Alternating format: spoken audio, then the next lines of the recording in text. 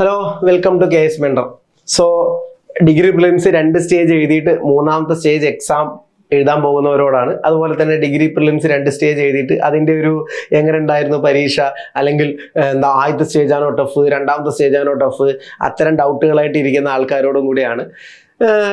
കഴിഞ്ഞ അല്ലെങ്കിൽ PSC നമ്മൾ ഡിഗ്രി തല പരീക്ഷകളുടെ പാറ്റേൺ മാറ്റി എന്ന് നമ്മൾ മനസ്സിലാക്കിയ ആഫ്റ്റർ KS ശേഷം വന്ന എക്സാമുകളിൽ നിന്ന് വലിയ മാറ്റങ്ങളൊന്നും ഇല്ലാതെയാണ് കഴിഞ്ഞ 2 ഡിഗ്രി പ്രിലിംസ് നടന്നത്. അപ്പോൾ കുറേ പേര് ഒഫൻഡഡ് ആവും, അങ്ങനെ നല്ല ഇത്തവണ സ്റ്റേറ്റ്മെൻറ്റ് കൂടുതലായിരുന്നു, ഇത്തവണ ഭയങ്കര ടഫാണ്, ഭയങ്കര ഫാക്ച്വൽ ക്വസ്റ്റ്യൻസ് കുറേ പ്രാവശ്യം ചോദിച്ചു.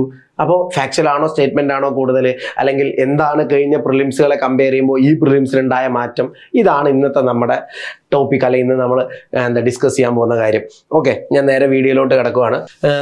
ആദ്യം GSലെ കാര്യമാണ് കിടക്കുന്നത്. GS ആണെന്ന് നമ്മൾ ഡിസ്കസ് ചെയ്യുന്നത്. MEMൽ വലിയ മാറ്റങ്ങളൊന്നും സംഭവിച്ചിട്ടില്ല, അല്ലെങ്കിൽ MEMൽ കാര്യമായിട്ടുള്ള ടോപ്പിക് ചേഞ്ച് സംഭവിച്ചിട്ടില്ല. MEMനെ കുറിച്ചുള്ള വേറൊരു വീഡിയോ നമുക്ക് ചെയ്യാം. MEMനെ എങ്ങനെ അപ്രോച്ച് ചെയ്യണമെന്നും അടുത്ത 2 പരീക്ഷയ്ക്ക് എങ്ങനെ അപ്രോച്ച് ചെയ്യണമെന്നും നമ്മൾ ഒരു വീഡിയോ അല്ലെങ്കിൽ ഒന്നിലധികം സബ്ജക്ട് സ്പെസിഫിക് വീഡിയോ ആയിട്ട് നമുക്ക് ചെയ്യാം. ഇന്നിപ്പോൾ GS സ്പെസിഫിക് ആയിട്ട് നമുക്ക് നോക്കാം. GSൽ വന്ന ക്വസ്റ്റ്യൻസിൽ വന്ന പ്രധാനപ്പെട്ട മാറ്റം എന്താണ്? ഓക്കെ, സോ ആദ്യം ഞാൻ പറയാൻ പോകുന്നത് ഈ factual and non factual questions. ഇപ്പോൾ കുറേ ചോദ്യങ്ങൾ ഡയറക്റ്റ് ഫാക്ച്വൽ ചോദിച്ച് എക്സാം ഉണ്ടായിരുന്നു പ്രിലിംസ് ഫസ്റ്റ് സ്റ്റേജ്. സെക്കൻഡിലെത്തിയപ്പോൾ ഫാക്ച്വൽ ഉണ്ടായിരുന്നു, കൺസെപ്ഷൻ ഉണ്ടായിരുന്നു, അല്ലെങ്കിൽ നോൺ ഫാക്ച്വൽ ഉണ്ടായിരുന്നു. പക്ഷേ ഒരു ഏരിയ സ്റ്റേറ്റ്മെന്റ് കുറച്ച് കൺസെപ്ഷ്യൽ ആയപ്പോൾ അടുത്ത ഏരിയ കംപ്ലീറ്റ്ലി ഫാക്ച്വലായി. അങ്ങനെ വരുന്ന സമയത്ത് ടോട്ടലായി വന്ന മാറ്റം എന്താണ്? ആദ്യം ഞാൻ ഇതുവരെയുള്ള എക്സാമുകളും ഈ 2 എക്സാമും കമ്പയർ ചെയ്തിട്ടൊന്ന് പറയാം. ഇപ്പോൾ നമ്മൾ 2 പ്രിലിംസ് കഴിഞ്ഞു. ദാറ്റ് മീൻസ് GS ക്വസ്റ്റ്യൻസ് 50 100 ചോദ്യം ഉണ്ട് നമ്മുടെ കയ്യിൽ, അല്ലേ? സോ ഈ 100 ചോദ്യങ്ങളിൽ 84% ചോദ്യം ഫാക്ച്വൽ ആണ്. അതായത് എന്തെങ്കിലും ഒരു ഫാക്ച്വൽ ഇൻഫർമേഷൻ നിങ്ങൾക്ക് അറിയോ ഇല്ലേ എന്ന് ചെക്ക് ചെയ്യുന്നതാണ്. ഇപ്പോൾ മോണിറ്ററി പോളിസി കമ്മിറ്റിയിൽ എത്ര മെമ്പേഴ്സ് ഉണ്ട്, GST കൗൺസിലിന്റെ ചെയർമാൻ ആരാണ്, ഇവൻ ദോ അതൊരു സ്റ്റേറ്റ്മെന്റ് ക്വസ്റ്റ്യന്റെ നേച്ചർ ഉണ്ടെങ്കിലും അത് നേച്ചർ ഓഫ് ക്വസ്റ്റ്യൻ. പക്ഷേ ആ ചോദ്യത്തിൽ നിങ്ങളിൽ നിന്ന് അറിയാൻ PSC ആഗ്രഹിച്ചത് എന്തായിരുന്നു? ഒരു ഫാക്റ്റ് ആയിരുന്നു. അങ്ങനെയുള്ള 84% ചോദ്യം ഉണ്ടായിരുന്നു. ബാക്കി 16 ചോദ്യം നോൺ ഫാക്ച്വൽ ക്വസ്റ്റ്യൻ ആണ്, അല്ലെങ്കിൽ കുറച്ചൊക്കെ കൺസെപ്ഷ്യൽ ഓറിയന്റഡ് ആയുള്ള ക്വസ്റ്റ്യൻ ആയിരുന്നു. ആൻഡ് കൺസെപ്ഷ്യൽ ഇവിടെ ഇല്ല എന്നല്ല കേട്ടോ പറയുന്നത്, പക്ഷേ ഫാക്ട് എന്നതിലുപരി വേറെ എന്തോ കൂടെ നിങ്ങളിൽ നിന്ന് ആഗ്രഹിച്ച ചോദ്യമായിരുന്നു ബാക്കി 16 എണ്ണോ അല്ലെങ്കിൽ 16%. ഇവിടെ ഇതാണ് നോൺ ഫാക്ച്വൽ കാര്യങ്ങൾ പറയുന്നത്. ആൻഡ് ഇവിടെ ഞങ്ങൾ പറയുന്നത് PYQസിൽ എന്തായിരുന്നു? കഴിഞ്ഞ ഡിഗ്രി പ്രിലിംസുകളിൽ വന്ന നാച്ചുറൽ എന്തായിരുന്നു? അവിടെയും 82% ചോദ്യം ഫാക്ച്വൽ ആയിരുന്നു. ആൻഡ് 18% ചോദ്യമായിരുന്നു എന്ത്? നോൺ ഫാക്ച്വൽ ചോദ്യങ്ങളായിട്ടുണ്ടായിരുന്നു. ദാറ്റ് മീൻസ് ഫാക്ച്വൽ ചോദ്യങ്ങൾ 82%-ൽ നിന്ന് 84% എന്നതല്ലാതെ വലിയ മാറ്റമൊന്നും ഈ 2 ഡിഗ്രി പ്രിലിംസ് സംഭവിച്ചിട്ടില്ല. സോ PSC ഫാക്ച്വൽ ചോദ്യങ്ങൾ ചോദിക്കുന്നത് വലിയ രീതിയിൽ കൂട്ടിയിട്ടോ അല്ലെങ്കിൽ നോൺ ഫാക്ച്വൽ ചോദ്യങ്ങൾ ചോദിക്കുന്നത് വലിയ രീതിയിൽ കുറയ്ക്കുകയോ ഒന്നും ചെയ്തിട്ടില്ല. PSCയുടെ പാറ്റേൺ എന്തായിരുന്നു അതുപോലെ തുടർന്ന് പോവുകയാണ് ചെയ്തത്. സബ്ജക്റ്റുകൾ വേണമെങ്കിൽ നിങ്ങൾക്ക് സ്ക്രീനിൽ കാണാം, ഓരോ സബ്ജക്റ്റ്. ഇപ്പോൾ സയൻസ് ആൻഡ് ടെക്നോളജിയിലെ 10 ചോദ്യങ്ങൾ 2 പരീക്ഷകൾ വന്നതിൽ 6 ചോദ്യവും ഫാക്ച്വൽ ആയിരുന്നു. ആൻഡ് ഇവിടെ 4 ചോദ്യം എന്തായിരുന്നു? നോൺ ഫാക്ച്വൽ ക്വസ്റ്റ്യൻ ആയിരുന്നു. സോ സയൻസ് ആൻഡ് ടെക്നോളജിയിലും ഫസ്റ്റ് എക്സാമിൽ കുറച്ച് നോൺ ഫാക്ച്വൽ ചോദ്യങ്ങൾ വന്നു. പക്ഷേ സെക്കൻഡ് എക്സാം ആയ സമയത്ത് ഫാക്ച്വൽ ചോദ്യങ്ങൾ കൊണ്ട് അത് വീണ്ടും ബാലൻസ്ഡ് ആയി. ആൻഡ് ഹിസ്റ്ററിയിൽ 20 ചോദ്യം ഫാക്ച്വൽ ആയിട്ട് തന്നെ വന്നു. ജോഗ്രഫിയിൽ 8 ചോദ്യം ഫാക്ച്വൽ ആയിരുന്നു. 8 ചോദ്യം പറയുന്ന സമയത്ത് നിങ്ങൾക്കറിയാം ജോഗ്രഫി 5 ചോദ്യമാണ്. സോ സ്വാഭാവികമായിട്ടും 5 5 10 ചോദ്യങ്ങളുണ്ട്, അല്ലെ? ആൻഡ് 2 ചോദ്യങ്ങൾ എന്തായിരുന്നു? നോൺ ഫാക്ച്വൽ ചോദ്യങ്ങളായിരുന്നു. ഈ ഒരു മാറ്റം എന്ത് ചെയ്തുള്ളൂ? സംഭവിച്ചിട്ടുള്ളൂ. ഓക്കെ, അടുത്ത നിങ്ങൾ വേറൊരു കാര്യം നമുക്ക് നോക്കാം. സ്റ്റേറ്റ്മെന്റ് ക്വസ്റ്റ്യൻസിന്റെ എണ്ണം, സ്റ്റേറ്റ്മെന്റ് അല്ലാത്ത അല്ലെങ്കിൽ simple MCQ, match the pair, ഈ ടൈപ്പ് ഓഫ് ചോദ്യങ്ങൾ. സ്റ്റേറ്റ്മെന്റ് ക്വസ്റ്റ്യൻസിൽ 15% സ്റ്റേറ്റ്മെന്റ് ക്വസ്റ്റ്യൻ ആയിരുന്നു കഴിഞ്ഞ 2 പരീക്ഷകളിൽ. ആൻഡ് അതുപോലെ തന്നെ സിമ്പിൾ MCQ ആയിരുന്നു ബാക്കി 85%. സോ GS സബ്ജക്റ്റിൽ നമ്മൾ സ്റ്റേറ്റ്മെന്റ് ക്വസ്റ്റ്യൻ്റെ എണ്ണം കൂടുതലാണ്, സ്റ്റേറ്റ്മെന്റ് ക്വസ്റ്റ്യൻ കണ്ടുപിടിക്കാൻ പണിയാണ് എന്നെല്ലാം പറയുമ്പോൾ വെറും 15% മാത്രമേ എന്ത് ചോദിക്കുന്നുള്ളൂ? In an average statement question വരുന്നുള്ളൂ. ആൻഡ് PYQൽ എന്താ അവസ്ഥ? PYQൽ 20% സ്റ്റേറ്റ്മെന്റ് ക്വസ്റ്റ്യൻ. സോ ഈ കഴിഞ്ഞ 2 പരീക്ഷകളിൽ സ്റ്റേറ്റ്മെന്റ് ക്വസ്റ്റ്യന്റെ എണ്ണത്തിൽ എന്ത് സംഭവിച്ചു? ചെറിയൊരു കുറവ് സംഭവിച്ചു. 5% കുറവ് സംഭവിച്ചു. സിമ്പിൾ MCQന്റെ നമ്പർ ഓഫ് ക്വസ്റ്റ്യൻസ് എന്തായി? 85 ആയി ഫ്രം 80. സോ 5% ഡിഫറൻസ് ആണ് സ്റ്റേറ്റ്മെന്റ് ക്വസ്റ്റ്യൻസിൽ വന്നിരിക്കുന്നത് എന്ന് മനസ്സിലാക്കുക. ആൻഡ് സബ്ജക്റ്റുകളുടെ ഡിസ്ട്രിബ്യൂഷനിൽ വലിയ രീതിയിൽ മാറ്റം സംഭവിച്ചില്ല. പൊളിറ്റിയിൽ 6 ചോദ്യം, 2 പരീക്ഷകളായിട്ട് 6 ചോദ്യം സ്റ്റേറ്റ്മെന്റ് ക്വസ്റ്റ്യൻ ആയിരുന്നു. എന്നാൽ അതേ സമയം തന്നെ എത്രയാ 14 ചോദ്യം എന്തായിരുന്നു, സിമ്പിൾ MCQ ടൈപ്പ് ചോദ്യമായിരുന്നു. കൺസെപ്ച്വലി ഒരുപാട് ചോദ്യങ്ങൾ ചോദിക്കാൻ സ്കോപ്പ് ഉള്ള ഒരു ഏരിയ ആണ് പൊളിറ്റി. സ്റ്റിൽ അവിടെ നിന്ന് ചോദിച്ചിരിക്കുന്ന എത്ര സ്റ്റേറ്റ്മെന്റ് ക്വസ്റ്റ്യൻ? 6 സ്റ്റേറ്റ്മെന്റ് ക്വസ്റ്റ്യനേ ഉള്ളൂ. ജോഗ്രഫിയിൽ നോക്കിയാൽ കഴിഞ്ഞ പരീക്ഷയിൽ ജോഗ്രഫിയിൽ 2 ഭയങ്കര നല്ല പോലെയുള്ളൊരു കഴിഞ്ഞ പരീക്ഷകൾ ഭയങ്കര മീൻസ് സെക്കൻഡ് സ്റ്റേജിൽ നല്ല 2 ജോഗ്രഫി സ്റ്റേറ്റ്മെന്റ് ചോദ്യം വന്നു. പക്ഷേ ആ 2 ചോദ്യം സ്റ്റേറ്റ്മെന്റ് ക്വസ്റ്റ്യൻ വന്ന സമയത്ത് ബാക്കിയുള്ള 8 ചോദ്യവും സിമ്പിൾ MCQ അല്ലെങ്കിൽ എന്താ പറയുക match the pair type of ക്വസ്റ്റ്യനാണ് വന്നിരിക്കുന്നത്. ഇനി വേറെ എക്കണോമിയിൽ ചോദ്യം എടുത്തോ. എക്കണോമിയിൽ 4 ചോദ്യം സ്റ്റേറ്റ്മെന്റ് വന്നു. സ്വാഭാവികമായിട്ടും എത്ര ചോദ്യമായിരിക്കും? 6 ചോദ്യം എന്തായി സിമ്പിൾ MCQ അല്ലെങ്കിൽ എന്താ match the pair type of questions വന്നു. സോ അതായത് എക്കണോമിയുടെ കാര്യത്തിൽ സ്റ്റേറ്റ്മെന്റ് ക്വസ്റ്റ്യൻ വരാനുള്ള സാധ്യത കൂടുതലാണ്. ഇനി വരുന്ന സ്റ്റേജിൽ നിങ്ങൾ അത് ആന്റിസിപ്പേറ്റ് ചെയ്യണം. എന്നാൽ പൊളിറ്റിയുടെ കാര്യത്തിൽ ഏകദേശം ഈക്വൽ ആയിട്ട് പോകും. ചിലപ്പോൾ ആർട്ടിക്കിൾസ് ചോദിക്കേണ്ട ഒരു ആവശ്യം വരും. അല്ലെങ്കിൽ ഈ ഗവേണൻസിന്റെ പോളിസി നമ്മൾ പറഞ്ഞു ഇനി ഇത് കഴിഞ്ഞുള്ള സ്ലൈഡുകളിൽ നമ്മൾ പറയാൻ പോകുന്നത് നിങ്ങൾ അടുത്ത പരീക്ഷയ്ക്ക് എന്ത് പഠിക്കണം എന്നുള്ളതാണ്. എല്ലാ GS സബ്ജക്റ്റുകളും അക്രോസ് നമ്മൾ ഇന്ന് പറയും. അതുപോലെ തന്നെ കമ്പ്യൂട്ടറിന്റെ കാര്യം, സയൻസ് ആൻഡ് ടെക്നോളജി ഒരു ചോദ്യ സ്റ്റേറ്റ്മെന്റ് വന്ന് മനസ്സിലായില്ലേ? അപ്പോൾ സ്റ്റേറ്റ്മെന്റ് ക്വസ്റ്റ്യന്റെ എണ്ണത്തിൽ വലിയ രീതിയിലുള്ള വർധനവ് ഉണ്ടായിട്ടില്ല. റാദർ എന്താ ചെയ്തിരിക്കുന്നത്, കുറയാണ് ചെയ്തിരിക്കുന്നത് എന്നുള്ള ഫാക്ട് നിങ്ങൾ മനസ്സിലാക്കണം. ആൻഡ് അടുത്തൊരു അനാലിസിസ് കറണ്ട് അഫെയർ അല്ലെങ്കിൽ ഡൈനാമിക് ആയുള്ള ചോദ്യങ്ങളിൽ എന്ത് മാറ്റം വന്നിരിക്കുന്നത്. ഇവിടെ ഒരു ഇൻട്രസ്റ്റിംഗ് ആയുള്ള ഔട്ട്പുട്ട് ഉണ്ട്, ഞാൻ കാണിച്ചു തരാം. അതുപോലെ തന്നെ സ്റ്റാറ്റിക് ആയുള്ള ചോദ്യങ്ങൾ നോക്കിയാൽ നിലവിൽ നടന്ന അല്ലെങ്കിൽ ഇപ്പൊ നമ്മൾ നടന്ന 2024 2 ക്വസ്റ്റ്യൻ പേപ്പറുകളിൽ 79% ചോദ്യം സ്റ്റാറ്റിക് ക്വസ്റ്റ്യൻ ആണ്. അതായത് നിങ്ങൾ എന്തോ ഇത്ര കാലം ആയിട്ട് പഠിക്കേണ്ട സ്റ്റാറ്റിക് ആയിട്ടുള്ള പാർട്ടിൽ നിന്ന് വന്നൊരു ചോദ്യം. എന്നാൽ 21% ചോദ്യം ഡൈനാമിക് ആണ്, കറണ്ട് അഫെയർ ഓറിയന്റഡ് ആണ്. കറണ്ട് അഫെയർ ഓറിയന്റഡ് ചോദ്യം 21% ആണ്. ഇതിലെന്ത് നേരത്തെ അതേ പ്രപ്പോർഷൻ അല്ലേ എന്ന് പറയുമ്പോൾ നിങ്ങൾ മനസ്സിലാക്കേണ്ടത് PYQന്റെ കാര്യമാണ്. PYQയിൽ 90% ചോദ്യം സ്റ്റാറ്റിക്കും 10% ചോദ്യമേ, അതായത് 100 ചോദ്യം ഇട്ട് കഴിഞ്ഞാൽ 10 ചോദ്യം കറണ്ട് അഫെയർ ഉൾപ്പെടുത്തിക്കൊണ്ടുള്ള GS ചോദ്യം ചോദിക്കുന്നതായിരുന്നു PSCയുടെ രീതിയെങ്കിൽ അത് ഇരട്ടിച്ച് 21%. അതാണ് പല സ്ഥലങ്ങളിലും നിങ്ങൾക്ക് കറണ്ട് അഫെയർ ഓറിയന്റഡ് ആയിട്ട് ചോദ്യങ്ങൾ കാണുന്നത്. ഈവൻ ഹിസ്റ്ററിയിൽ വരെ ഇപ്പൊ കഴിഞ്ഞ ഹിസ്റ്ററിയിൽ 17 ചോദ്യം സ്റ്റാറ്റിക് ആണെങ്കിൽ 3 ചോദ്യം കറണ്ട് അഫെയർ ഓറിയന്റഡ് ആണ്. ലൈക്ക് നിങ്ങൾ ഹിസ്റ്ററിയുടെ ഭാഗത്തിൽ നിന്ന് വരുന്നത് പോസ്റ്റ് ഇൻഡിപെൻഡൻസ് നിന്ന് ചോദ്യം വന്നിട്ടുണ്ട്, നിങ്ങൾ കണ്ടു കാണും. ഇപ്പൊ നമ്മുടെ ഛത്തീസ്ഗഡിന്റെ CM ആരാ എന്ന് കഴിഞ്ഞ പരീക്ഷയ്ക്ക് ചോദിച്ചു. UN-ന്റെ റെസൊല്യൂഷനെ കുറിച്ച് ചോദിച്ചു. സോ ഇത്ര കാലം അധികം ചോദ്യം ചോദിക്കാത്ത ഏരിയകളിൽ നിന്ന് എന്നാൽ അതിനെ കറണ്ട് അഫെയർ ബന്ധിപ്പിച്ചുകൊണ്ട് ചോദ്യങ്ങൾ കൂടി. ഇപ്പൊ പൊളിറ്റിയിൽ നിങ്ങൾ എടുക്കുകയാണെങ്കിൽ 15 ചോദ്യമാണ് സ്റ്റാറ്റിക് ചോദ്യമെങ്കിൽ ബാക്കി 5 ചോദ്യം എന്താണ്? ബാക്കി 5 ചോദ്യവും കറണ്ട് അഫെയർ റിലേറ്റഡ് ചോദ്യമാണ്. അതായത് 15-5 അതിപ്പോ ഗവേണൻസ് ആണ്, ഗവൺമെന്റ് പോളിസിയെ കുറിച്ച്, ഇപ്പൊ നമ്മുടെ റോസ്ഗാർ യോജനയെ കുറിച്ച് ചോദ്യം വന്നു അല്ലെ. ഈവൻ ജോഗ്രഫിയിൽ 7 ചോദ്യം ജോഗ്രഫിയിൽ 7 ചോദ്യം സ്റ്റാറ്റിക്കും ബാക്കി 3 ചോദ്യം കറണ്ട് അഫെയർ റിലേറ്റഡ്. ഇപ്പൊ ന്യൂ ഇയറിൽ എർത്തിക്കൊക്കെ നടന്നതിനെ കുറിച്ച് ചോദിച്ചു. അങ്ങനെ തുടങ്ങി കറണ്ട് അഫെയർ ചോദ്യങ്ങളുടെ എണ്ണം കൂടി വരുന്നുണ്ട് PSCയിൽ. അത് നിങ്ങൾക്കൊരു സൂചനയാണ്. ഈവൻ മെയിൻസിലോട്ട് പഠിക്കുന്ന സമയത്തും നിങ്ങൾ എന്ത് ഫോക്കസ് ചെയ്യണം? Current affair. എസ്പെഷ്യലി മെയിൻസിന് 15 മാർക്ക് കറണ്ട് അഫെയർ ആണ്. കറണ്ട് അഫെയറിന് എത്രമാത്രം ഇമ്പോർട്ടൻസ് ഉണ്ട്, അത് ഡിസ്ട്രിബ്യൂട്ടഡ് ആയിട്ട് ഇവിടെ കിടക്കുന്നത്. ഇത് പറയുന്ന കൂട്ടത്തിൽ ഒരു കാര്യം കൂടെ ഞാൻ പറയാം. ഇപ്പോൾ മെയിൻസിന് പഠിച്ചു തുടങ്ങിയ കുറെ ആൾക്കാർ ഈ വീഡിയോ കാണുന്നുണ്ടാവും. 50+ മാർക്ക് ഉണ്ട്, 55 മാർക്ക് ഉണ്ട്, എന്നിട്ട് മെയിൻസിന് ഞാൻ പഠിച്ചു തുടങ്ങിയിട്ടില്ല, മെയിൻസിന് എന്ത് ചെയ്യണം എന്നറിയില്ല, അല്ലെങ്കിൽ മെയിൻസിനെ എങ്ങനെ അപ്രോച്ച് ചെയ്യണം എന്നറിയില്ല. ഇപ്പൊ നമ്മൾ GS സബ്ജക്റ്റുകളുടെ കാര്യങ്ങൾ അനാലിസിസ് എടുത്ത് നിങ്ങൾക്ക് പറഞ്ഞു. ഇതേപോലെ മെയിൻസിലോട്ട് വരുമ്പോൾ എന്ത് മാറ്റമാണ് വരുന്നത്? മെയിൻസിന് എന്ത് തരം കറണ്ട് അഫെയർ ചോദിക്കുന്നത്? ആർട്സ് സ്പോർട്സിൽ മാറ്റമുണ്ടോ, അല്ലെങ്കിൽ സ്പെഷ്യൽ ടോപ്പിക്കുകൾ എങ്ങനെ അഡ്രസ് ചെയ്യണം? ഈ സംശയങ്ങളെല്ലാം തീർക്കാൻ വേണ്ടി ഈ വരുന്ന ജൂൺ 8-ന് KS മെന്റർ വെബിനാർ കണ്ടക്ട് ചെയ്യുന്നുണ്ട്. ആ വെബിനാറിന്റെ ഫോമും ഈ വീഡിയോയുടെ കൂട്ടത്തിൽ തന്നെ ഉണ്ടാവും. അപ്പൊ എല്ലാവരും പെട്ടെന്ന് തന്നെ രജിസ്റ്റർ ചെയ്യുക. കുറച്ച് സീറ്റ്സേ ഉള്ളൂ, മറക്കണ്ട. ഓരോ സബ്ജക്റ്റ് ആയിട്ട് എടുത്ത് എന്ത് പഠിക്കണം ഇനിയുള്ള സമയത്ത് എന്ന് 3rd ഫേസിൽ എന്ന് പറയുമെന്ന് ഞാൻ പറഞ്ഞിരുന്നു. നോക്കി, ആദ്യം അത് പറയുന്നതിന് മുമ്പ് ഹിസ്റ്ററി എന്ന സബ്ജക്റ്റ് എടുത്തു. ആ സബ്ജക്റ്റിൽ കഴിഞ്ഞ സ്റ്റേജിൽ 2 സ്റ്റേജിൽ വന്ന ചോദ്യങ്ങൾ ഞാൻ ജസ്റ്റ് ഒന്ന് ഓടിച്ച് കാണിച്ചു തരാം. ചോദ്യം വന്ന ഏരിയാസ്. ഇപ്പൊ നോക്കിയേ, ഫസ്റ്റ് സ്റ്റേജിൽ വന്നത് മുഗൾസ്, അതുപോലെ അക്ബർ. ഞാൻ മുമ്പ് വീഡിയോസ് അനലൈസ് ചെയ്യുമ്പോഴേ നിങ്ങളോട് പറയലുണ്ട്, മുഗൾ PSCയുടെ ഒരു ഫേവറേറ്റ് ഏരിയ ആണ്. പക്ഷെ സ്റ്റേജ് 2-ൽ വന്നപ്പോൾ സംഘം പീരീഡ് എന്ന് ചോദ്യം ചോദിച്ചു. PSC ഒന്ന് മാറി ചോദിച്ചു. അതൊരു ബൗൺസർ ആയിട്ട് കാണാം, അൺലസ് ഇനിയുള്ള പരീക്ഷകൾ ഇത് റിപ്പീറ്റ് ചെയ്തിട്ടില്ലെങ്കിൽ. വേറെ ചോദ്യം ചോദിച്ചു, ആന്റി കൊളോണിയൽ ട്രൈബൽ റിവോൾട്ട്, കേരളത്തിലെ കൊളോണിയൽ ശക്തികൾക്കെതിരെയുള്ള ഒരു ട്രൈബൽ റിവോൾട്ട് ചോദിച്ചു.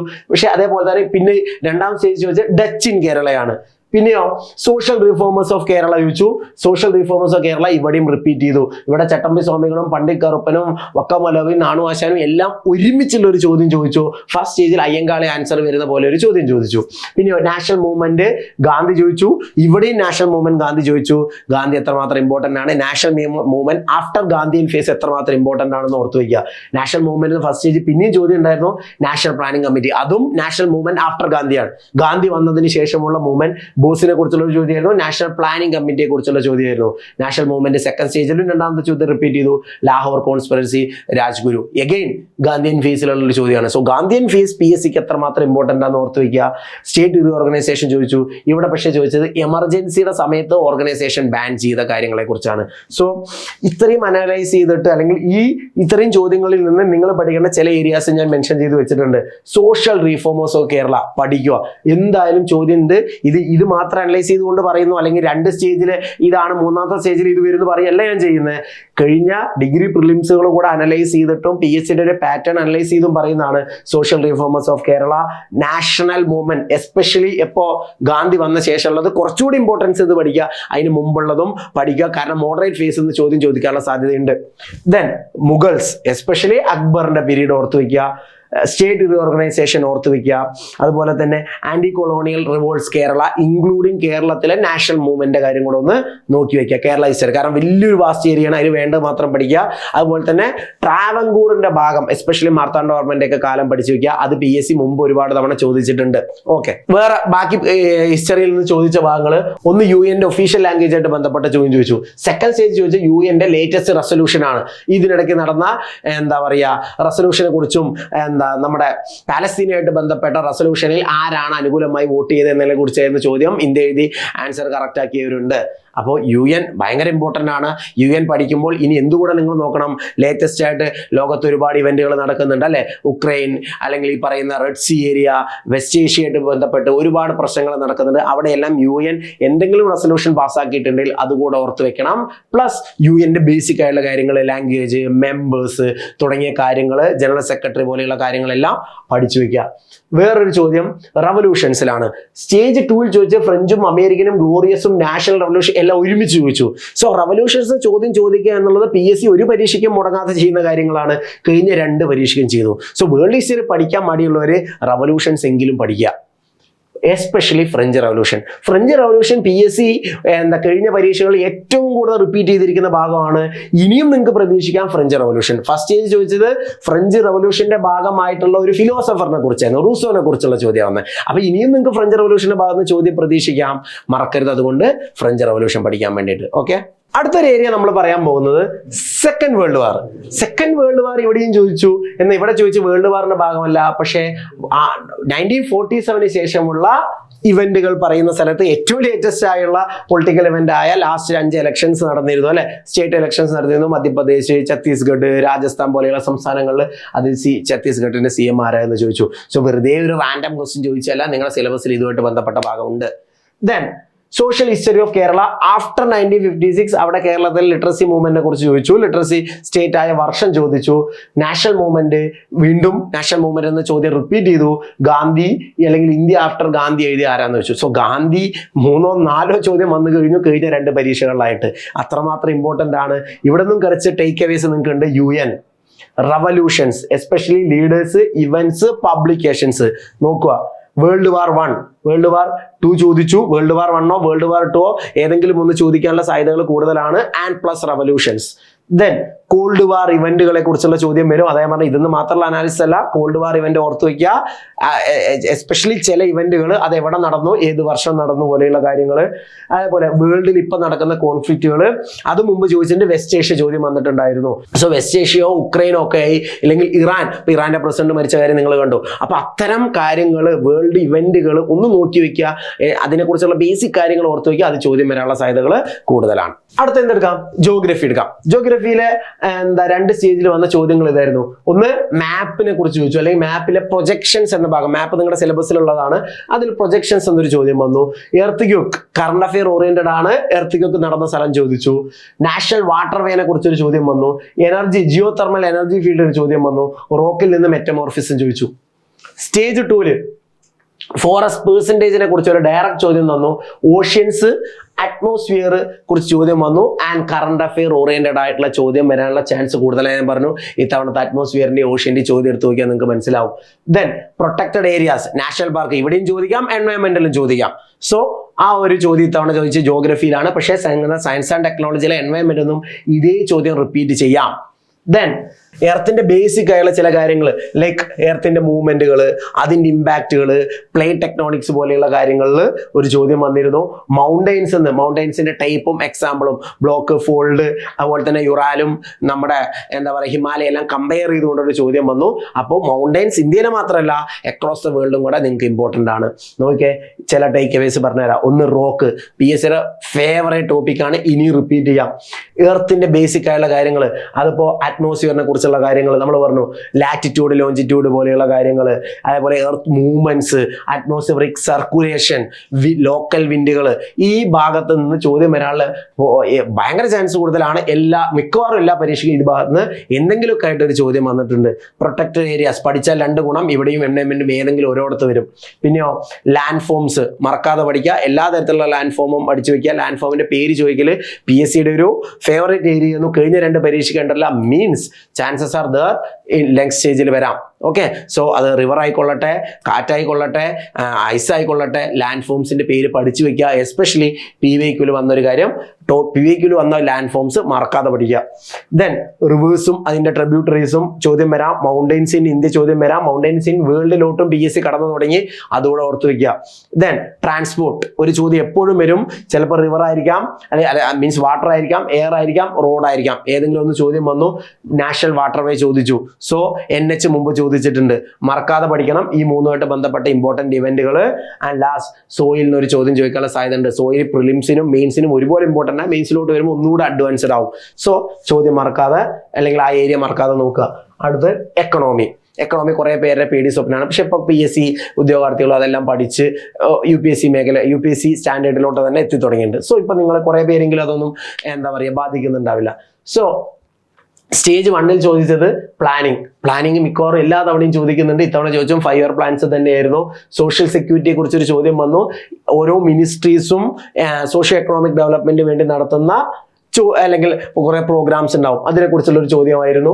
ദെൻ മോണിറ്ററി പോളിസി ഡയറക്റ്റ് ചോദ്യം വന്നു. മോണിറ്ററി പോളിസി മിക്കവാറും എല്ലാ പരീക്ഷയും സെക്കൻഡ് സ്റ്റേജിലും ചോദിച്ചു. ഡയറക്റ്റ് മോണിറ്ററി പോളിസി കമ്മിറ്റിയെ കുറിച്ച്. ഫസ്റ്റ് സ്റ്റേജിൽ മോണിറ്ററി പോളിസി ഇൻസ്ട്രുമെന്റ്സിനെ കുറിച്ച് ചോദ്യം വന്നു.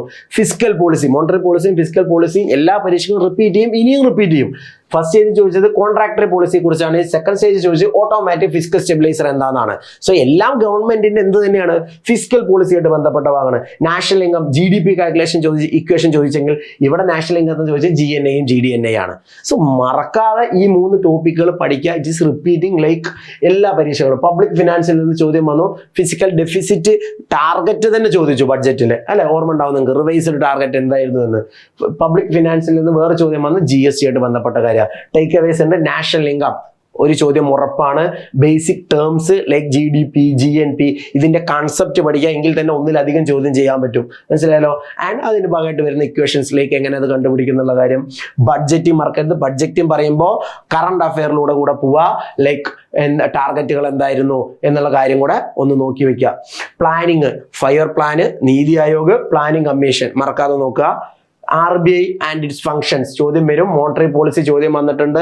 അതിന് മുമ്പ് പരീക്ഷയ്ക്ക് ഇൻസ്ട്രുമെന്റ്സിനെ കുറിച്ച് ഓരോ ഫിസിക്കൽ ഇവന്റുകളിലും എങ്ങനെയാണ് RBI പ്രതികരിക്കുക, അല്ലെങ്കിൽ ബാങ്കേഴ്സ് ബാങ്കായ RBI ഇതിനെല്ലാം എങ്ങനെയാണ് കാണുക, അവരെങ്ങനെ എന്ത് മെഷേഴ്സ് ആണ് എടുക്കുക ചോദ്യം വരും. നോബൽ പ്രൈസ് ഇൻ എക്കണോമിക്സ് ചോദ്യം ചോദിച്ചില്ല 2 തവണയും, മേ ബി ചോദിക്കാം, ഓർത്ത് വെക്കുക. അടുത്തൊരു ഏരിയ എടുത്ത് പൊളിറ്റിയാണ്. പൊളിറ്റിയിലെ അനാലിസിസ് ഞാൻ പറഞ്ഞു, അല്ലെങ്കിൽ എങ്ങനെയാണ് ചോദ്യം വന്നിരിക്കുന്നതെന്ന് നിങ്ങൾ പൈച്ചാട്ട് വെച്ച് കണ്ടു. പൊളിറ്റിയിൽ നിന്ന് ചോദിച്ച ചോദ്യങ്ങൾ നോക്കിയേ. ഫണ്ടമെന്റൽ റൈറ്റ് ഫസ്റ്റ് ചോദിച്ചു, സെക്കൻഡിലും ചോദിച്ചു. ഇവിടെ ആർട്ടിക്കിൾ 26 എക്സെപ്ഷൻസ് അല്ലെങ്കിൽ റീസണബിൾ റെസ്ട്രിക്ഷൻ ചോദിച്ചെങ്കിൽ ഇവിടെ ചോദിച്ചത് ഏതൊരു ആളോടും ചോദിച്ചാൽ നിങ്ങൾ ഉടനെ മറുപടി നിങ്ങളുടെ നിന്ന് കിട്ടുന്ന ഫോറിനേഴ്സ് അവൈലബിൾ ആയ ഫണ്ടമെന്റൽ റൈറ്റ് എന്താണെന്നായിരുന്നു. DPSBയുടെ പ്രൊവിഷൻസ് ചോദിച്ചു. ഫസ്റ്റ് സ്റ്റേജിൽ സ്പീക്കറെ കുറിച്ചുള്ള നേരിട്ട് അദ്ദേഹത്തിന്റെ അപ്പോയിന്റ്മെന്റായിട്ട് ബന്ധപ്പെട്ട റിമൂവലായിട്ട് ബന്ധപ്പെട്ട ഒരു ചോദ്യം വന്നു. 106ാമത്തെ കോൺസ്റ്റിറ്റ്യൂഷണൽ അമെന്റ്മെന്റ് ആക്ട് എക്സ്പെക്റ്റഡ് ആണ്, കുറേ കാലമാണ് ലേറ്റസ്റ്റ് കോൺസ്റ്റിറ്റ്യൂഷണൽ അമെന്റ്മെന്റുകൾ അറിയണം.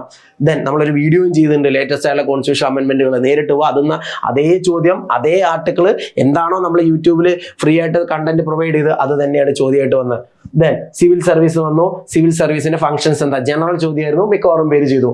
സെക്കൻഡ് സ്റ്റേജിന് ഫണ്ടമെന്റൽ റൈറ്റിന് ചോദ്യം വന്നിരുന്നു.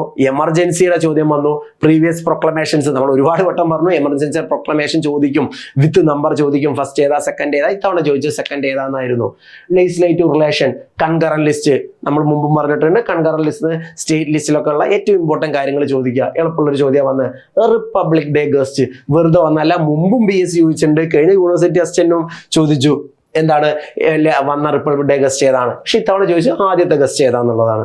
RTI ഇൻഫർമേഷൻ കമ്മീഷന്റെ ഭയങ്കര ഡയറക്റ്റ് ചോദ്യമായിരുന്നു അപ്പോയിന്റ്മെന്റുമായിട്ട് ബന്ധപ്പെട്ട്. ആൻഡ് ചില ടേക്ക് അവേസ് പറഞ്ഞുതരാം. പ്രിയാമ്പിൾ പഠിക്കുന്ന സമയത്ത് എന്തൊക്കെ പഠിക്കണം എന്ന് നമ്മൾ പറഞ്ഞിട്ടുണ്ട്. സോ പ്രിയാമ്പിളിന് ചോദ്യം വരാം, ഈ രണ്ടിലും ഇല്ല.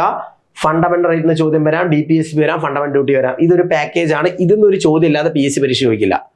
ഒരു പരീക്ഷയും ഇന്ന് PSC നടത്തലില്ല ഡിഗ്രി ലെവലിൽ. അതുകൊണ്ട് ഇത് പഠിച്ചു വെക്കുക ആദ്യം തന്നെ. മീൻസ് 1 or 2 നിങ്ങളുടെ മാർക്ക് സെക്യൂർ. ഇവിടെയൊക്കെ 2 ചോദ്യം വന്നു. ഓക്കെ, എമർജൻസി 3 എമർജൻസിയും എപ്പോൾ പ്രഖ്യാപിച്ചു, എത്ര എണ്ണം പ്രഖ്യാപിച്ചു, ഇമ്പോർട്ടൻ്റ് ആയുള്ള പ്രൊവിഷൻസ് എന്താണ്, സെൻട്രൽ സ്റ്റേറ്റിൽ വരുന്ന മാറ്റം എന്താണ്, ലെജിസ്ലേറ്റീവിൽ വരുന്ന മാറ്റം എന്താണ്, ഫണ്ടമെന്റലിൽ വരുന്ന മാറ്റം എന്താണ്, മറക്കരുത്. അമെൻമെന്റ്, എസ്പെഷ്യലി ലേറ്റസ്റ്റ് അമെൻമെന്റ് ചോദിച്ചിട്ടുണ്ട്. അമെൻമെന്റ് പ്രൊവിഷൻ ആയിരിക്കാം ഇനി ചോദിക്കുന്നത്. ആർട്ടിക്കിൾ 368 പ്രൊവിഷൻസ് ആയിരിക്കാം ചോദിക്കുന്നത്. കോൺസ്റ്റിറ്റ്യൂഷണൽ അതോറിറ്റീസ് മിക്കവാറും പരീക്ഷകൾക്ക് ഒരു ചോദ്യം ഉറപ്പാണ്, ഇനിയും വരും, മറക്കരുത്. RTI ആക്ട് 2005 മറക്കരുത്. ഗവൺമെന്റ്, ലെജിസ്ലേച്ചർ, എക്സിക്യൂട്ടീവ്, ജുഡീഷ്യറി, ഏറ്റവും ഇമ്പോർട്ടന്റ് ഓഫീസുകളെ കുറിച്ച് ലൈക്ക് സുപ്രീം കോടതി ജഡ്ജ്, ഹൈക്കോടതി judge, district judge, president, vice president, PM, legislative വരുന്ന സമയത്ത് സ്പീക്കർ, ചെയർമാൻ, ഡെപ്യൂട്ടി ചെയർമാൻ, ഇത്തരം ഓഫീസുകളെ കുറിച്ച് എന്ത് ചെയ്യുക, ഒരു ബേസിക് അണ്ടർസ്റ്റാൻഡിങ് വയ്ക്കുക. അവരെ ആരെ അപ്പോയിന്റ് ചെയ്യുന്നു, എങ്ങനെ പുറത്താക്കുന്ന പോലെയുള്ള കാര്യങ്ങൾ. പൊളിറ്റിയിൽ പിന്നെ സിവിക്സ് പാർട്ട് എന്ന് കുറച്ച് ചോദ്യം വന്നത്. ഗവേണൻസിൽ NEGP വീണ്ടും ചോദിച്ചു, ഗവേണൻസിൽ ക്രാന്തി എന്താണ്. സോ റിപ്പീറ്റഡ് ആണ്. ഗവേണൻസ് ഒരു ഹോട്ട് ടോപ്പിക് ആണ്. പൊളിറ്റിക്കൽ പാർട്ടീസിന്റെ ഫംഗ്ഷൻസ് ചോദിച്ചു. അതുപോലെ തന്നെ നമ്മളിവിടെ സിവിൽ സർവൻസിന്റെ ഫംഗ്ഷൻസ് ചോദിച്ചത് കണ്ടു. അതേ പരീക്ഷയ്ക്ക് പൊളിറ്റിക്കൽ പാർട്ടിയുടെ ഫംഗ്ഷൻസ് ചോദിച്ചു. ഇവിടെ ചോദിച്ച് കൺസ്യൂമർ പ്രൊട്ടക്ഷൻ ആണ്. കൺസ്യൂമർ പ്രൊട്ടക്ഷൻ 2019 കുറിച്ച് നമ്മൾ ഡീറ്റെയിൽ ആയിട്ട് പറഞ്ഞതാണ്. സോ അത് ഓർത്ത് വെക്കുക, അതിന്നൊരു ചോദ്യം വരാനുള്ള ചാൻസ് കൂടുതലാണ്. സോഷ്യൽ സെക്യൂരിറ്റി, ഇപ്പൊ ലോസ് ഓഫ് എംപ്ലോയ്മെന്റിനെ കുറിച്ചൊരു ചോദ്യം വന്നു. സെൻസസ്, അതായത് എംപ്ലോയ്മെന്റ് ലോസുമായിട്ട് ബന്ധപ്പെട്ട് സോഷ്യൽ സെക്യൂരിറ്റി മെഷറായിട്ട് ഗവൺമെന്റ് എന്ത് സ്കീം എടുത്തു. എഗെയിൻ എക്കണോമിയിൽ നമ്മൾ പറഞ്ഞു, ഇവിടെയും റിപ്പീറ്റ് ചെയ്യാം, government social security measures. Census എന്നൊരു ചോദ്യം വന്നു. സിമ്പിൾ ക്വസ്റ്റ്യൻ, ലാസ്റ്റ് സെൻസസ് എന്താണ്. സോഷ്യൽ സെക്യൂരിറ്റിന്ന് 2 ചോദ്യം വന്നു. സ്റ്റേറ്റ് സ്പെസിഫിക് ആയിട്ടുള്ള മെഷേഴ്സ്, ഓരോ സ്റ്റേറ്റ്, ഇപ്പൊ ജാർഖണ്ഡിന്റെ ട്രൈബൽസ് ആയിട്ട് ബന്ധപ്പെട്ട ഒരു പോളിസി ചോദിച്ചു, അല്ല ഏജ് റിലാക്സേഷനെ കുറിച്ചൊരു ചോദ്യം വന്നു. അതുകൊണ്ട് ഗവൺമെന്റ് സോഷ്യൽ സെക്യൂരിറ്റി മെഷേഴ്സ് മുമ്പും ചോദിച്ചിട്ടുണ്ട് അല്ലെ. അപ്പൊ അത്തരം ചോദ്യങ്ങൾ റിപ്പീറ്റ് ചെയ്യപ്പെടാം, എസ്പെഷ്യലി വാർത്തകളിൽ റിപ്പീറ്റ് ചെയ്യുന്നത്. കോൺസ്റ്റിറ്റ്യൂഷണൽ ബോഡീസ്, UPSC SPSC ചോദ്യം വന്നു. കോൺസ്റ്റിറ്റ്യൂന്റ് അസംബ്ലിയുടെ സ്ട്രെങ്ത്തുമായിട്ട് ബന്ധപ്പെട്ട്, മെമ്പേഴ്സായിട്ട് ബന്ധപ്പെട്ട് ചോദ്യം വന്നു. അഗെയിൻ മേക്കിംഗ് ഓഫ് കോൺസ്റ്റിറ്റ്യൂഷനായിട്ട് ബന്ധപ്പെട്ട് നവംബർ 26 എന്തൊക്കെ പ്രൊവിഷൻസ് ആണ് നിലവിൽ വന്നത്. ദാറ്റ് മീൻസ് ഈ ഒരു ഏരിയ ചോദ്യം വരാനുള്ള ചാൻസും കൂടുതലാണ്. ചില ടേക്ക് അവേസ് പറഞ്ഞുതരാം. Like election and political party ചോദ്യം വന്നിട്ടില്ല, ഇലക്ഷൻ നടന്നു കഴിഞ്ഞു, മേ ബി 3ാമത്തെ സ്റ്റേജിന് മാറ്റി വെച്ചിരിക്കാം. ഇലക്ട്രൽ ബോണ്ട് വലിയ വിവാദമായിരുന്നു, ചോദ്യം വന്നില്ല, മേ ബി വരാം. ഇലക്ഷൻ കമ്മീഷന്റെ അപ്പോയിന്റ്മെന്റ്, സുപ്രീം കോടതി ഇടപെടലുണ്ടായി, അത് കഴിഞ്ഞ് പാർലമെന്റ് നിയമം പാസ്സാക്കി, ഇലക്ഷൻ കമ്മീഷൻ അപ്പോയിന്റ്മെന്റ്, പുതിയ ഇലക്ഷൻ കമ്മീഷൻ വന്നു, അവരാണ് ഇലക്ഷൻ നടത്തി. So that means hot topic ആണ്, ഓർത്തു വെച്ചോ. പൊളിറ്റിക്കൽ പാർട്ടി സ്റ്റാറ്റസ് ചോദ്യം വരാം. നാഷണൽ പാർട്ടി, സ്റ്റേറ്റ് പാർട്ടി എല്ലാം വീണ്ടും ചർച്ചകൾ നടക്കുന്ന സ്ഥിതിക്ക്. Consumer protection, rights of the consumer മറക്കരുത്. ചില അതോറിറ്റീസ് ഉണ്ട്. കൺസ്യൂമർ പ്രൊട്ടക്ഷൻ അതോറിറ്റി ഞാൻ പറഞ്ഞു, സെൻട്രൽ കൺസ്യൂമർ പ്രൊട്ടക്ഷൻ അതോറിറ്റി ഉണ്ട്. അതുപോലെ കൺസ്യൂമർ പ്രൊട്ടക്ഷൻ കൗൺസിൽ ചോദ്യം വന്നു, മനസ്സിലായല്ലോ. അപ്പൊ ആ അതോറിറ്റി പ്ലസ് റൈറ്റ്സ് എന്താണ്, അത് മാത്രം പഠിച്ചു വയ്ക്കുക. സിവിൽ സർവീസും ബ്യൂറോക്രസിയും ഇൻക്ലൂഡിങ് അവരെ ഫംഗ്ഷൻ എന്താണ്, ഐഡിയാസ് എന്താണ്, തോട്ട്സ് എന്താണ്, അതിനെക്കുറിച്ച് ചോദ്യം വന്നില്ല. വെബേഴ്സ് ബ്യൂറോക്രസി എന്താണ്, മനസ്സിലായില്ലേ. നമ്മൾ മാമാങ്കത്തിൽ റിപ്പീറ്റ് ചെയ്ത് അതിന്റെ ഭാഗങ്ങൾ വന്നിട്ടുണ്ട്. ആ മാമാങ്കത്തിൽ ആ ക്വസ്റ്റ്യൻസ് എങ്കിലും പഠിച്ചു വെക്കുക. കാരണം 2 പരീക്ഷയ്ക്ക് വന്നില്ല, ഒരു പരീക്ഷയ്ക്ക് വന്നു, ചെറിയ രീതിയിലാണ് വന്ന. ഫംഗ്ഷൻ എന്താണെന്ന് മാത്രം, മേ ബി ഐഡിയയെ കുറിച്ചൊരു ചോദ്യം ഇനി അടുത്ത പരീക്ഷയ്ക്ക് വരാം. അടുത്തൊരു കാര്യം ഓർക്കേണ്ടത്, ലോക്കൽ ഗവർണൻസിനെ കുറിച്ചുള്ള ചോദ്യം വന്നിട്ടില്ല. സോ പഞ്ചായത്ത് സെക്രട്ടറി പരീക്ഷ കൂടെ ഇൻവോൾവ് ആയതുകൊണ്ട് മേ ബി 3rd സ്റ്റേജിൽ ഒരു ചോദ്യം വരാൻ പോകുന്നത് ഈ പറയുന്ന ലോക്കൽ ഗവർണൻസ് കമ്മിറ്റികളെ കുറിച്ചോ അത് കഴിഞ്ഞിട്ട് വന്ന 73rd 74th അമെന്റ്മെന്റിലെ എന്തെങ്കിലും ഒരു പ്രൊവിഷൻ ആയിരിക്കാം. ലെജിസ്ലേറ്റീവ് റിലേഷൻ, ദാറ്റ് മീൻസ് 3 ലിസ്റ്റുകളെ കുറിച്ച്, ആ ലിസ്റ്റിൽ എന്താ ഉള്ളതെന്നും ലിസ്റ്റിൽ എത്ര എണ്ണം സബ്ജക്റ്റുകൾ ഉണ്ടെന്നും മറക്കാതെ ഓർത്ത് വയ്ക്കുക, ചോദ്യം വരാം. ആർട്സ് സ്പോർട്സ് ആർട്സ് സ്പോർട്സ് ആദ്യത്തെ പരീക്ഷയ്ക്ക് വന്നതും സെക്കൻഡ് സ്റ്റേജിൽ വന്നതും ചോദ്യങ്ങളുടെ ടോപ്പിക്കുകളാണ് നമ്മൾ ലിസ്റ്റ് ചെയ്തിരിക്കുന്നത്. മേജർ ലിറ്ററസി ലീഡേഴ്സ്, കുമാരനാശാനെ കുറിച്ച് ചോദ്യം വന്നു. ഇപ്പം മലയാളം സിനിമയെ കുറിച്ച് നാഷണൽ അവാർഡിൽ നിന്ന് ഡയറക്റ്റ് ചോദ്യം വന്നു. സ്പോർട്ട് ഇവന്റുകൾ, ഫിഫ വേൾഡ് കപ്പിന്റെ കാര്യമാണ് ചോദിച്ചത്. കൾച്ചറൽ ഇൻസ്റ്റിറ്റ്യൂഷൻ ആൻഡ് പ്ലേസസിൽ തുഞ്ചൻ പറമ്പ്, ലൈക്ക് ഒരു തരത്തിൽ പറഞ്ഞ കൾച്ചറൽ ഇൻസ്റ്റിറ്റ്യൂഷൻ അല്ലെങ്കിൽ അത് ഇരിക്കുന്ന ഒരു സ്ഥലമാണ്. സോ അതിനെ കുറിച്ചൊരു ചോദ്യം വന്നു. സ്പോർട്ട് ഇവന്റിൽ ഗ്രാൻഡ് സ്ലാം ചോദിച്ചു. സോ ഗ്രാൻഡ് സ്ലാം ചോദിച്ചു, വേൾഡ് കപ്പ് ചോദിച്ചു. നമ്മൾ റിപ്പീറ്റഡ് ആയിട്ട് പറയുന്ന കാര്യങ്ങളാണ്. ഇതെല്ലാം ചോദ്യം വരാനുള്ള ചാൻസ് കൂടുതലുണ്ട്. സെക്കൻഡ് സ്റ്റേജിൽ നോക്കിയാൽ ലിറ്റററി മൂവ്മെന്റിന് ചോദ്യം വന്നു. ജ്ഞാനപ്പാനയെ കുറിച്ച് അല്ലെങ്കിൽ പാന മൂവ്മെന്റിനെ കുറിച്ച് ചോദ്യം വന്ന്. ഫേമസ് പേഴ്സണാലിറ്റി, അതുപോലെ തന്നെ അവരുടെ സ്ലോഗനെ കുറിച്ച് ഒരു ചോദ്യം വന്നു. സ്പോർട്ട് ഇവന്റിൽ ഒളിമ്പിക്സ് ചോദിച്ചു അല്ലെ, സ്പോർട്ട് ഇവന്റ് ഒളിമ്പിക്സ് ചോദിച്ചു, വേൾഡ് കപ്പ് ചോദിച്ചു, ഗ്രാൻഡ് സ്ലാം ചോദിച്ചു, cultural leaders and their contribution വന്നു. ആർട്ട് ഫോം, അവിടെ ഫോക്ക് ആർട്സാണ് ചോദിച്ചത്. ഫോക്ക് ആർട്ട് പഠിക്കുമ്പോഴും ക്ലാസിക്കൽ ആർട്ട് പഠിക്കുമ്പോഴും എല്ലാം കേരള സ്പെസിഫിക് ആണ് സിലബസ് എങ്കിലും കേരള സ്പെസിഫിക്കിൽ ഒതുങ്ങി നിൽക്കരുത്. കേരളയും ഇന്ത്യയും ചോദിക്കുന്ന രീതി PSC കാലങ്ങളായിട്ട് ഫോളോ ചെയ്യുന്നുണ്ട്. So you can expect that. So ചില ടേക്ക് അവേസ് പറഞ്ഞുതരാം. ജ്ഞാനപീഠ അവാർഡ്, ജ്ഞാനപീഠ പറയുന്ന സമയത്ത് പേഴ്സണാലിറ്റി, അവരെ വർക്കും അവർ വേറെന്തെങ്കിലും അവാർഡ് വൺ ചെയ്തിട്ടുണ്ടെങ്കിൽ അതുകൂടെ ഓർത്ത് വെക്കുക, ചോദ്യം വരാം. Major sport event 2022-23 and event പറയുന്ന സമയത്ത് Olympics, world cup, grand slam എല്ലാം ആ പ്ലെയേഴ്സ്, അവരുടെ അച്ചീവ്മെന്റ്സ്, അതുപോലെ തന്നെ ഒളിമ്പിക്സ് ഒന്നുകൂടെ എടുത്ത് പറയുന്നു. കാരണം സിലബസിലും പ്രത്യേകിച്ച് എടുത്ത് മെൻഷൻ ചെയ്തിട്ടുണ്ട്. ഹോസ്റ്റ് ഏതാണ്, അടുത്തത് ഏതാണ്, മുമ്പത്തെ ഏതാണ്, തീം എന്താണ്, മസ്കോട്ട് എന്താണ്, എല്ലാം അത്തരം ബേസിക് കാര്യങ്ങൾ ഓർത്ത് വെക്കുക. സ്പോർട്സിൽ തന്നെ ടെർമിനോളജീസും നമ്പർ ഓഫ് പ്ലെയേഴ്സും രണ്ടിലും ചോദ്യം കണ്ടില്ല. എന്നാൽ PSCയുടെ ഫേവറേറ്റ് ഒരു ടോപ്പിക് ആയിരുന്നു. മേ ബി നിങ്ങൾക്കുള്ളതായിരിക്കാം, മൂന്നാമത്തെ സ്റ്റേജിനുള്ളതായിരിക്കാം. ലിറ്ററസി മൂവ്മെന്റിൽ പാട്ട് പ്രസ്ഥാനം, അതുപോലെ തന്നെ നോവൽസ്, ഇത് രണ്ടിനെ കുറിച്ചും ചോദ്യം വരാനുള്ള ചാൻസ് കൂടുതലാണ്. Paintings of India and Kerala, അതും ഓർത്ത് വെക്കുക. ലിറ്റററി അവാർഡിന്റെ കാര്യം പറയുമ്പോൾ സ്റ്റേജ് 1 വയലാർ അവാർഡ് ചോദിച്ചിട്ടുണ്ട്. ഇവിടെ നമ്മൾ ഓൾറെഡി പറഞ്ഞു, ലിറ്റററി മൂവ്മെന്റ് പാന വന്നു, ലിറ്ററസി ലീഡേഴ്സിൽ കുമാരനാശം വന്നു, ലിറ്റററി അവാർഡിൽ വയലാർ അവാർഡ് ചോദിച്ചിട്ടുണ്ട്. സോ അവാർഡുകൾ സെക്കൻഡ് സ്റ്റേജിൽ നിങ്ങൾ കണ്ടില്ല, പക്ഷേ ഫസ്റ്റ് സ്റ്റേജിൽ വന്നു. സോ മീൻസ് തേർഡ് സ്റ്റേജിൽ റിപ്പീറ്റ് ചെയ്യാനുള്ള ചാൻസ് ഉണ്ട്. സിനിമ, ഓസ്കാർ എന്ന ചോദ്യം വന്ന്, അവാർഡ് എന്ന ചോദ്യം വന്ന്. ഫേമസ് പേഴ്സണാലിറ്റീസും അവരുടെ അച്ചീവ്മെന്റ്സും ഇന്ത്യ സ്പെസിഫിക്കും ഭയങ്കര ഇമ്പോർട്ടൻ്റ് ആണ്. വേൾഡ് സ്പെസിഫിക് ഓർത്ത് വയ്ക്കുക. സിനിമ വീണ്ടും ചോദ്യം റിപ്പീറ്റ് ചെയ്തു. പേഴ്സണാലിറ്റീസും അവരെ വർക്കും കുറച്ച് ടഫായിട്ടുള്ള ചോദ്യങ്ങൾ വന്നിരുന്നു. നിങ്ങൾ ആദ്യം കണ്ടിട്ടില്ല, അല്ലെങ്കിൽ നമ്മൾ അക്കാഡമിക് പെർസ്പെക്റ്റീവിൽ സിനിമ കണ്ടിരുന്നു. അക്കാഡമിക് പെർസ്പെക്റ്റീവിൽ ഡയറക്ടേഴ്സ് ചോദിക്കാത്ത ടൈപ്പ് സിനിമകളുടെ ഡയറക്ടേഴ്സ് വരെ ചോദിച്ചു. അതുകൊണ്ട് ഒട്ടും അറിയില്ലെങ്കിൽ നിങ്ങളോട് ഡിസ്കഷന്റെ സമയത്ത് നമ്മൾ പറഞ്ഞതാണ്, ഒട്ടും അറിയില്ലെങ്കിൽ ആർട്സ് സ്പോർട്സ് ഒരു കുറച്ചൊക്കെ പഠിച്ചിട്ട് പരീക്ഷ എഴുതാൻ പോകുന്ന ആൾക്കാരാണെങ്കിൽ ഇത്തരം കാര്യങ്ങളിൽ ഗസ് എടുക്കരുത്, നെഗറ്റീവ് മേടിക്കരുത്, അല്ലാതെ സേഫ് ആയിരിക്കുക. പ്രിലിംസ് ആണ്, മെയിൻസ് എഴുതുക എന്നുള്ളതാണ് ഇതിന്റെ ഒരേ ഒരു ഒബ്ജക്റ്റീവ്, മാർക്ക് കൂടുതൽ മേടിക്കലല്ല. Okay, then Jnanpith award again ചോദിച്ചു. നമ്മൾ പറഞ്ഞു ജ്ഞാനപീഠ അവാർഡ് 2 പരീക്ഷകൾ റിപ്പീറ്റ് ചെയ്തു. അതുകൊണ്ടാണ് എടുത്തു പറഞ്ഞ വെരി ഇമ്പോർട്ടൻറ്റ്. ലിറ്റററി വർക്ക്, ട്രാൻസ്ലേഷൻസിനെ കുറിച്ച് ചോദ്യം വന്ന്. ഫേമസ് പ്ലേസസും അവരുടെ നിക് നെയിംസും ഇന്ത്യയിൽ ചോദിച്ചു. സിനിമ ഇൻസ്റ്റിറ്റ്യൂഷൻസിനെ കുറിച്ച്, സിനിമയായിട്ട് ബന്ധപ്പെട്ട ഇൻസ്റ്റിറ്റ്യൂഷൻസ് ഇമ്പോർട്ടൻ്റ് ആണ്. ലിറ്റററി മൂവ്മെന്റിൽ തിയേറ്ററാ ചോദിച്ചത്. പാന നമ്മൾ പറഞ്ഞു ഇമ്പോർട്ടൻറ്റ്. സോ പെൻ നെയിംസ്, അവരെ നിക് നെയിംസ് ഓഫ് റൈറ്റേഴ്സ് ചോദ്യം വന്നില്ല, ചോദ്യം വരാം. മേജർ കൾച്ചറൽ ഇൻസ്റ്റിറ്റ്യൂഷൻസും അതുമായിട്ട് ബന്ധപ്പെട്ട കൾച്ചറൽ ലീഡേഴ്സും. മേജർ ഫെസ്റ്റിവൽസും പ്ലേസസ് ഓഫ് വർഷിപ്പും ചോദ്യം കണ്ടില്ല, വരാം. മനസ്സിലായല്ലോ? തെയ്യമൊക്കെ PSC ഇടയ്ക്കിടയ്ക്ക് റിപ്പീറ്റ് ചെയ്ത് വരുന്നതാണ്. And major news papers leaders, സിനിമയിൽ തന്നെ അവാർഡുകൾ, state award, national award, major personalities, ഇത് മേടി അസോസിയേറ്റഡ് ആയുള്ള ആൾക്കാരുടെ അതർ വർക്കുകളും മറക്കരുത്. Art form of India and Kerala, അവിടെ ക്ലാസിക്കലും ഫോമും റിച്വലും ഞാൻ പറഞ്ഞു. ഇന്ത്യ പെർസ്പെക്റ്റീവിലൂടെ ഓർക്കണം, കേരള സ്പെസിഫിക് മാത്രമായിട്ട് പഠിക്കരുത്.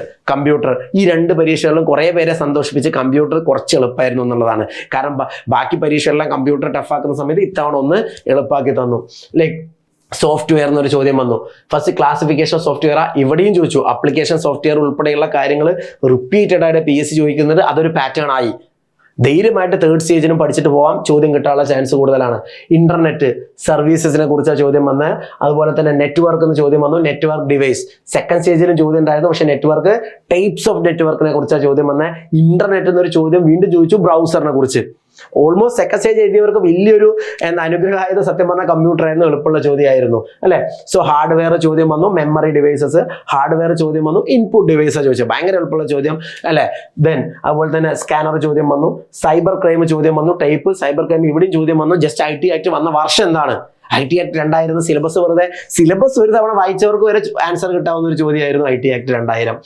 ഓക്കെ, സോ ചില ടേക്ക് അവേസ് പറഞ്ഞുതരാം. സോഫ്റ്റ്വെയർ ആൻഡ് ഹാർഡ്വെയർ ഒരു ചോദ്യം 100% ഉറപ്പാണ്. സോഫ്റ്റ്വെയർ പഠിക്കുമ്പോൾ 3 ടൈപ്പ് നിങ്ങൾ പഠിച്ചു കാണും. ലൈക്ക് സിസ്റ്റം, അപ്ലിക്കേഷൻ, അതുപോലെ അതുമായിട്ട് ബന്ധപ്പെട്ട ടേംസ് ചോദ്യം വരാനുള്ള ചാൻസ് കൂടുതലാണ്. ഇത് കമ്പ്യൂട്ടർ ഞാൻ എപ്പോഴും പറയുന്നതാണ്, കുറച്ച് പഠിച്ചു കഴിഞ്ഞാൽ 5 മാർക്ക് കിട്ടുന്നതാണ്. സോ ഇനിയുള്ള കുറച്ച് ദിവസം കൊണ്ട് ഫോക്കസ് ചെയ്യുക, അല്ലെങ്കിൽ ഈ പറയുന്ന കാര്യങ്ങളെങ്കിലും പഠിച്ചിട്ട് പോവാ. 100% ഉറപ്പാണ്, മാർക്ക് കിട്ടും, വെറുതെ പറയുന്നതല്ല. ഓക്കെ, ഇൻപുട്ട് ഔട്ട്പുട്ട് ഡിവൈസുകൾ എപ്പോഴും പറയുന്നതാണ്, ചോദ്യം വീണ്ടും റിപ്പീറ്റ് ചെയ്തു. Type of instructions in programming മറക്കരുത്, ചോദ്യം വന്നിട്ടുണ്ട്. മുമ്പ് PSC ചോദ്യം വന്നിട്ടുണ്ട്, ഈ 2 എണ്ണത്തിലും ചോദ്യം വന്നില്ല, പഠിക്കുക. HTML ബേസിക് ആയിട്ടുള്ള കാര്യങ്ങൾ മുമ്പ് ചോദിച്ചു, ഈ 2ലും ചോദിച്ചു കണ്ടില്ല. May be as A language എന്ന രീതിയിൽ ഇവിടെ HTML ഓപ്ഷൻ വന്നിരുന്നു, പക്ഷെ HTML സ്പെസിഫിക് ആയിട്ട് ചോദ്യം വരാൻ ചാൻസ് ഉണ്ട്. CPU ചോദ്യം വരും.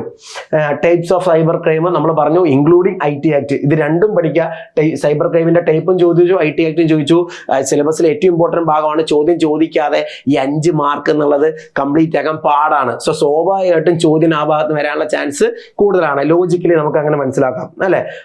പ്രോട്ടോകോൾ പഠിക്കുക, ഓപ്പറേറ്റിംഗ് സിസ്റ്റം പഠിക്കുക, memory primary secondary, terms related to memory മറക്കരുത്. നെറ്റ്വർക്ക് ഡിവൈസുകൾ ചോദ്യം ഇമ്പോർട്ടൻ്റ് ആയിട്ട് വരാം. സൂപ്പർ കമ്പ്യൂട്ടേഴ്സ് ചോദ്യം കണ്ടില്ല, മേ ബി അതായിരിക്കാം നിങ്ങളുടെ 3ാമത്തെ സ്റ്റേജിൽ കാത്തിരിക്കുന്നത്. ആൻഡ് ഫൈനലി ഒരു 5 മാർക്ക് കൂടെ നമുക്ക് എപ്പോഴും സയൻസ് ആൻഡ് ടെക്നോളജി നമ്മൾ മുമ്പ് ഒരു ചെറിയ അനാലിസിസ് നടത്തിയതാണ്. അവിടെ ഞാൻ പറഞ്ഞ ചില ഷോർട്ട് ഭാഗങ്ങളുണ്ട്. അപ്പോൾ സയൻസ് ആൻഡ് ടെക്നോളജി ഇനിയും ബുദ്ധിമുട്ടായിട്ട് ഇരിക്കുന്നവർ ഈ ഒരു ഭാഗം കണ്ട ശേഷം നിങ്ങൾക്ക് ഉറപ്പാണ് 3 മാർക്കെങ്കിലും കിട്ടിയിരിക്കും. നോക്കിക്കോ, ചോദ്യം വന്നിരിക്കുന്ന ഭാഗങ്ങൾ നോക്കിയേ. 1 environment, international and national initiatives ഒരു ചോദ്യം വന്നു. ISRO മിഷൻ ആദ്യത്തെ L1 വന്നു. ISRO ഇവിടെയും ചോദ്യം ചോദിച്ചില്ലേ, സണ്ണ് ചോദ്യം വന്നു അല്ലെ. സോ സണ്ണ് ചോദ്യം വരാനുള്ള ഒരു കാര്യം ആദ്യത്തെ L1 ആണ്. സോ നമ്മൾ പറഞ്ഞു ലേറ്റസ്റ്റ് ആയിട്ട് ISRO നടത്തിയ ചില മിഷൻസിനെ കുറിച്ച് ചോദ്യം വരാം. ഇവിടെ ISRO ലേറ്റസ്റ്റ് ആയിട്ടുള്ള മിഷൻസിനെ കുറിച്ച് ചോദ്യം വന്നു. വീണ്ടും ISROയുടെ ഇമ്പോർട്ടൻസ് സാറ്റലൈറ്റിനെ കുറിച്ച് ചോദ്യം വന്നു. സോ ISRO ഇല്ലാതെ ചോദ്യം വരാനുള്ള ചാൻസ് വളരെ കുറവാണ്. ഇവിടെ നോക്കിയാൽ 2 പരീക്ഷകളായിട്ട് 2 ചോദ്യം ചോദിച്ചു. ഇവിടെ ആദ്യത്തെ L1 വന്നുകൊണ്ട് തന്നെ സൂര്യൻ ഇമ്പോർട്ടൻ്റ് ആയി, സ്പേസിൽ ഏറ്റവും ഇമ്പോർട്ടൻ്റ് ആയ ഒബ്ജക്റ്റ് ആയിട്ട് സൂര്യൻ മാറി. സോ ചോദ്യം വരാം. ഇനിയും ചോദ്യങ്ങൾ ബാക്കി കിടക്കുന്നുണ്ട്, മനസ്സിലായല്ലോ. സോ ആദ്യത്തെ L1 കഴിഞ്ഞിട്ടും ISROയുടെ മിഷൻസ് ഉണ്ട്, അത് പഠിക്കുക. ഓക്കെ, ISROന്റെ മിഷൻ പറയുന്ന സമയത്ത് എക്സ്പോസാറ്റ് പോലെയുള്ള കാര്യങ്ങളെ കുറിച്ച് ചോദ്യം വന്നിട്ടില്ല, മേ ബി അതായിരിക്കും അടുത്ത ചോദ്യം, മറക്കാതെ നോക്കിക്കോ. ദെൻ വേറൊന്ന്, ISROയുടെ മിഷൻ പറയുന്ന സമയത്ത് തന്നെ ആദ്യത്തെ L1 നമ്മൾ പറഞ്ഞു പബ്ലിക് ഹെൽത്തിനെ കുറിച്ചൊരു ചോദ്യം വന്നു. ഗവൺമെന്റ് ഇൻഷുറൻസ് സ്കീമിനെ കുറിച്ച് ആ ചോദ്യം വന്ന. പബ്ലിക് ഹെൽത്ത് നിങ്ങളുടെ സിലബസിലുണ്ട്, അത് മാറിപ്പോരുത്. അവിടെ പബ്ലിക് ഹെൽത്ത് എന്ന് തന്നെ പറഞ്ഞിരിക്കുന്നത്. സോ പബ്ലിക് ഹെൽത്തുമായിട്ട് ബന്ധപ്പെട്ട് ഗവൺമെന്റ് കാര്യങ്ങൾ എന്തൊക്കെയാണ്, വാക്സിൻ, അതേപോലെ അത്തരം കാര്യങ്ങൾ മാത്രം ഫോക്കസ് ചെയ്യുക. ലൈഫ് സയൻസിന്റെ വലിയ ഭാഗത്തോട്ട് ഇപ്പൊ കടക്കണ്ട. Then energy, India's renewable energy പ്രൊഡക്ഷനെ കുറിച്ച് ആ ചോദ്യം വന്നേ. അതായത് എനർജി പറയുന്ന സമയത്ത് നോൺ റിന്യൂവബിൾ എനർജിയാണ് ഏറ്റവും ഇമ്പോർട്ടന്റ്, കൺവെൻഷനിലെ നോൺ കൺവെൻഷനിലെ. അതുപോലെ തന്നെ അതിൽ ഇന്ത്യയുടെ ഇപ്പോഴത്തെ കപ്പാസിറ്റി എന്താ, അതിനപ്പുറത്തോട്ട് ചോദ്യം ചോദിക്കില്ല. ദെൻ ഇവിടെ വന്ന സ്പേസ് നമ്മൾ പറഞ്ഞു, സണ്ണ് ചോദ്യം വന്നു. സോ പാർട്ടിക്കിൾ ഫിസിക്സ് റിസർച്ച് എന്ന് നേരിട്ട് LHCനെ കുറിച്ച് ചോദ്യം വന്നു. അതുള്ള സ്ഥലം ഫോക്കസ്ഡ് ആയിട്ട്, അല്ലെങ്കിൽ എന്തിനാണ് പാർട്ടിക്കിൾ ഫിസിക്സ് ആണെന്ന് അറിഞ്ഞാൽ തന്നെ ആൻസർ എഴുതാവുന്ന ഒരു ചോദ്യം വന്നു. ന്യൂക്ലിയർ ഫ്യൂഷൻ, അഗെയിൻ എനർജി എന്നൊരു ചോദ്യം ഉറപ്പാണ്, എനർജി സിലബസിലുണ്ട്. So energy renewable non renewable പഠിക്കുന്ന കൂട്ടത്തിൽ ന്യൂക്ലിയർ എനർജി ആയിട്ട് എടുത്ത് പഠിക്കുക. ഫിഷൻ നടക്കുന്ന സ്ഥലങ്ങൾ അത്ര പഠിച്ചു കഴിഞ്ഞാൽ നിങ്ങൾക്ക് ഒരു ചോദ്യം കിട്ടും. സെല്ലുലാർ റെസ്പിറേഷൻ ഒന്ന് ചാടി വന്ന ചോദ്യമാണ്. എൻവയൺമെന്റൽ ഇനീഷ്യേറ്റീവ്സ്, സോ നോക്കിയേ, എൻവയൺമെന്റൽ ഇനീഷ്യേറ്റീവ് എന്നൊരു ചോദ്യം ഉറപ്പാണ്.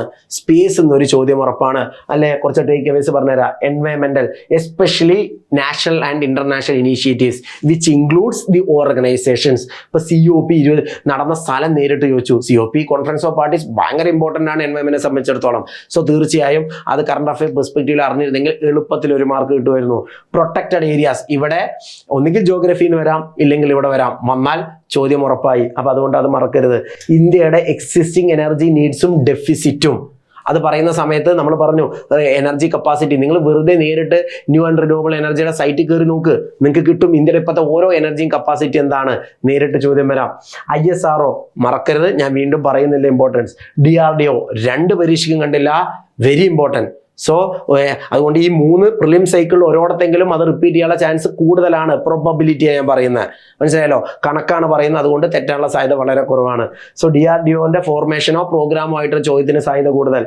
Then issues and concerns related to environment, നമ്മൾ പറഞ്ഞു എൻവയൺമെന്റ്, പൊല്യൂഷൻ, മനസ്സിലായല്ലോ. അതുപോലെ തന്നെ ഗ്ലോബൽ വാർമിംഗ് തുടങ്ങിയ കാര്യങ്ങളുടെ ബേസിക് കാര്യങ്ങൾ ഓർത്തു വെക്കുക. ചോദ്യം മുമ്പ് വന്നിട്ടുണ്ട്, കാർബൺ എമിഷൻ അടക്കം.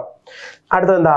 Public health. പബ്ലിക് ഹെൽത്ത് പറയുന്ന സമയത്ത് നമ്മൾ പറഞ്ഞു ഒരു ചോദ്യം വന്നു, ഈ ചോദ്യത്തിൽ വന്നില്ല, പക്ഷെ അടുത്തതിൽ വരാൻ ചാൻസ് ഉണ്ട്. പറയുന്ന സമയത്ത് ടെസ്റ്റ്, വാക്സിൻ, ഗവൺമെന്റ് ഇനിഷ്യേറ്റീവ്, ഇത് മൂന്നെങ്കിലും പഠിക്കുക. ഇതെന്നാണ് PSC ചോദിക്കുന്നത്. അടുത്ത് national policies on science and technology, ചോദ്യം വന്നില്ല. ദാറ്റ് മീൻസ് മുമ്പ് ചോദ്യം വരുന്നതായിരുന്നു, ഇനിയുള്ള പരീക്ഷയ്ക്ക് റിപ്പീറ്റ് ചെയ്യാനുള്ള ചാൻസ് കൂടുതലാണ്. മറക്കാതെ നോക്കുക. ഓക്കെ, സോ ഇത്രയും കാര്യങ്ങളാണ് ഈ 2 പരീക്ഷകളിൽ നിന്ന് GS ഭാഗത്ത് നിങ്ങൾക്കുള്ള ടേക്ക് അവേസ്. എടുക്കുക. ഇത് എങ്കിലും പഠിക്കാതെ അടുത്ത പരീക്ഷ അറ്റംപ്റ്റ് ചെയ്യില്ല എന്ന് ഉറപ്പുവരുത്തുക. കാരണം ഇതിലൊരു വാസ്റ്റ് മെജോറിറ്റി ഓഫ് ഏറ്റവും ഇമ്പോർട്ടൻറ്റ് ഹോട്ട് ടോപ്പിക്കുകൾ മാത്രം നമ്മൾ ഒരു സ്ഥലത്ത് കൂട്ടിയിട്ടിരിക്കുകയാണ്. ഈ ബാസ്ക്കറ്റിൽ നിന്ന് ചോദ്യം വരാതിരിക്കില്ല, ഉറപ്പാണ് ചോദ്യം വരാതിരിക്കില്ല. സോ അതുകൊണ്ട് പഠിക്കുക. ആൻഡ് ഞാൻ ഡിഗ്രി മെയിൻസിൻ്റെ വെബിനാറിൻ്റെ കാര്യം നമ്മൾ പറഞ്ഞു ജൂൺ 8-നാണ്. അതുപോലെ തന്നെ വേറൊരു കാര്യം നിങ്ങളോട് ഓർമ്മിപ്പിക്കാനുള്ളത്, mains batches KS mentor start ചെയ്തിട്ടുണ്ട്. നിങ്ങളുടെ കയ്യിൽ അധികം സമയമില്ല. ഇപ്പോൾ നിങ്ങളൊരു ഫൗണ്ടേഷനൊക്കെ ഉണ്ടായിക്കൊണ്ടിരിക്കുകയായിരിക്കും, എന്ത് പഠിക്കണം, എവിടെ നിന്ന് പഠിക്കണം, ആൻഡ് ഫൈനലി എവിടെ പോകണം എന്നുള്ളതിന് നിങ്ങളുടെ കയ്യിൽ ഒരേ ഒരു ഉത്തരവേ ഉള്ളൂ, ഇറ്റ് ഇസ് കേസ് മെൻറ്റർ. ധൈര്യമായിട്ട് നിങ്ങൾക്ക് വരാം. നമ്മൾ ഫുൾ ഫ്ലെഡ്ജഡ് ആയിട്ട് ജൂൺ 15 കഴിയുന്ന സമയത്തോട്ട് മെയിൻസ് ടോപ്പിക് ഉൾപ്പെടെയുള്ള ക്ലാസ്സസ് സ്റ്റാർട്ട് ചെയ്യാൻ പോവുകയാണ്. ഇതിന്റെ വീഡിയോയുടെ കൂടെ തന്നെ ലിങ്ക് ഉണ്ടാവും. സോ മറക്കാതെ നിങ്ങൾ അതിൽ ജോയിൻ ചെയ്യുക. സോ ഈ കണ്ടന്റ് നിങ്ങൾക്ക് നമ്മുടെ ടെലഗ്രാം ഗ്രൂപ്പിൽ കിട്ടുന്നതായിരിക്കും. ടെലഗ്രാം ഗ്രൂപ്പിൽ ജോയിൻ ചെയ്യാത്തവരാണ് ജോയിൻ ചെയ്യുക. അവിടെ ചെന്ന് കഴിഞ്ഞാൽ നിങ്ങൾക്ക് ഈ കണ്ടന്റ് ഡൗൺലോഡ് ചെയ്യാം. അത് മാത്രമല്ലാതെ ഡെയിലി ഒരുപാട് കണ്ടന്റുകൾ നമ്മുടെ ഗ്രൂപ്പിൽ വരുന്നുണ്ട്. മറക്കാതെ ജോയിൻ ചെയ്യുക. സോ നമുക്ക് അടുത്തൊരു വീഡിയോ കാണാം. All the best.